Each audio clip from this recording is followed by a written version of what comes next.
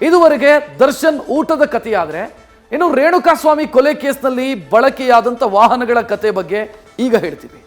Devil gang ಕೊಲೆಗೆ ಬಳಸಿಕೊಂಡಂಥ car, bike, ವಾಹನಗಳನ್ನು ಪೊಲೀಸರು ಈಗಾಗಲೇ ಸೀಸ್ ಮಾಡಿದ್ದಾರೆ. ಸದ್ಯ ಇವುಗಳ ಮಾಹಿತಿ ಕೇಳಿ ಪೊಲೀಸರು RTOಗೆ ಪತ್ರ ಬರೆದಿದ್ದಾರೆ. ಇದರಲ್ಲೇನು ವಿಶೇಷ ಅಂತಂದ್ರೆ, ಈ ಪತ್ರದಿಂದ ವಾಹನಗಳ ಮೂಲ ಮಾಲಕರಿಗೆ ನಡುಕ ಶುರುವಾಗಿದೆ.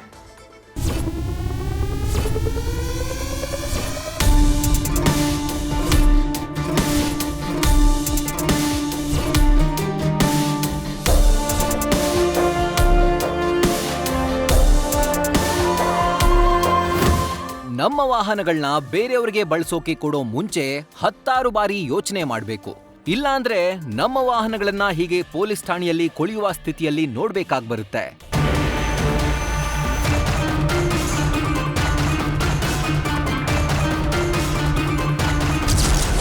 ರೇಣುಕಾ ಕೊಲೆ ವೇಳೆ ಬಳಕೆಯಾದ 9 ವಾಹನಗಳು ಜಪ್ತಿ. ಜಪ್ತಿಯಾದ ವಾಹನಗಳ ಮಾಹಿತಿ ಕೇಳಿ RTOಗೆ ಪತ್ರ.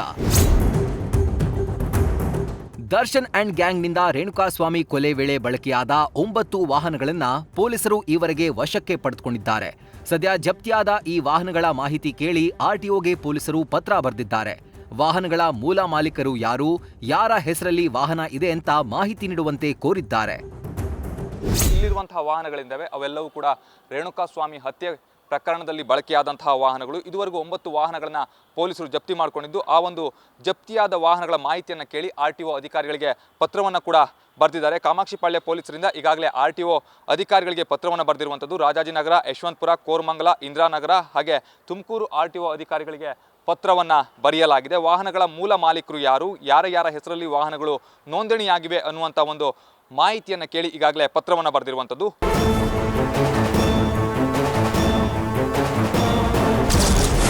ರೇಣುಕಾಸ್ವಾಮಿ ಕೊಲೆ ಕೇಸ್ ತನಿಖೆ ಮತ್ತಷ್ಟು ಚುರುಕು. ರೇಣುಕಾಸ್ವಾಮಿ ಕೊಲೆ ವೇಳೆ ಬೈಕ್, ಕಾರ್ನಲ್ಲಿ ಆರೋಪಿಗಳು ಶೆಡ್ಗೆ ಬಂದಿದ್ರು.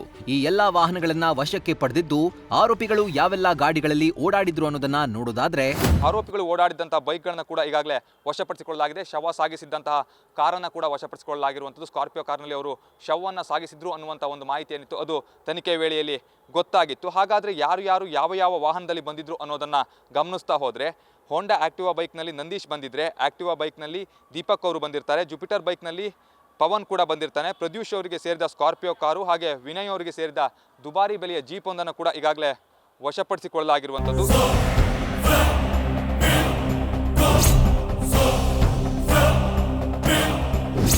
ಧನ್ರಾಜ್ ಮತ್ತು ನಂದೀಶ್ ತಮ್ಮ ಹೆಸರಿನಲ್ಲಿರುವ ಸ್ವಂತ ಬೈಕ್ ಬಳಕೆ ಮಾಡಿದ್ರೆ, ಉಳಿದ ಆರೋಪಿಗಳು ಬೇರೆಯವರ ಹೆಸರಲ್ಲಿದ್ದ ಬೈಕ್ ಬಳಸಿದ್ರು. ಹೀಗಾಗಿ ಮೂಲ ಮಾಲೀಕರಿಗೆ ನೋಟಿಸ್ ನೀಡಿ ವಿಚಾರಣೆ ಮಾಡಲು ಸಿದ್ಧತೆ ನಡೆಸಿದ್ದಾರೆ. ಬೈಕ್ ಕೊಡಲು ಕಾರಣವೇನು, ಆರೋಪಿಗೂ ನಿಮಗೂ ಏನ್ ಸಂಬಂಧ, ಯಾವ ಕಾರಣಕ್ಕೆ ಬೈಕ್ ಕೊಟ್ಟಿದ್ರಿ ಎಂದು ವಿಚಾರಣೆ ನಡೆಸಲಿದ್ದಾರೆ.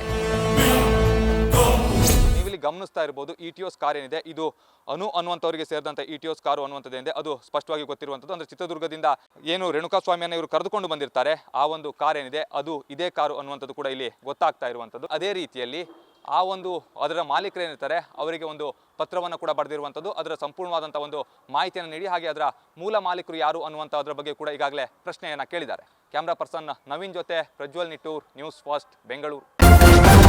ನ್ಯೂಸ್ ಫಸ್ಟ್ ನಿರ್ಭೀತಿಯಿಂದ ನಿಮ್ಮ ಪರವಾಗಿ.